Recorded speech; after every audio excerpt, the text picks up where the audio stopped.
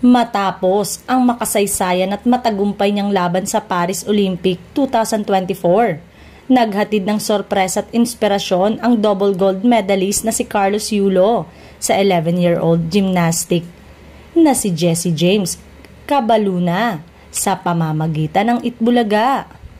Lumabas ang dahilan kung bakit absent ang Filipino Olympic gymnast na sina Alea Fenigan at Emma Malabuyo sa homecoming parade. Ang sabi nila, because they weren't informed about the event. Bakit? Napakomment tuloy si Aiza Sigera nang ang sabi ng ilang netizen, 22 lang yung atletang yan, wala silang group chat for coordination. Totoo ba ang balita from a media source na mukhang magpapahandle sa ABS-CBN Star Magic si Carlos Yulo? Kasama ba sa deal ang pagiging personality rin ni Chloe San Jose na binansagan ng Goldilocks ng netizen? Ang tanong umano, hindi ba't si Kaloy ay beyond na sa kahit anong network affiliation?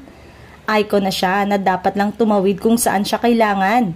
Hindi kaya si Chloe ang mas makikinabang kung sakali sa Star Magic dahil mapapasikat siya nito bilang artista, bilang singer at bilang influencer, say ng ilang netizen. Pero ang punchline ng ibang matatabilang dila, paano magiging kapamilya si Kaloy? Mismong sarili niyang pamilya hindi niya maayos.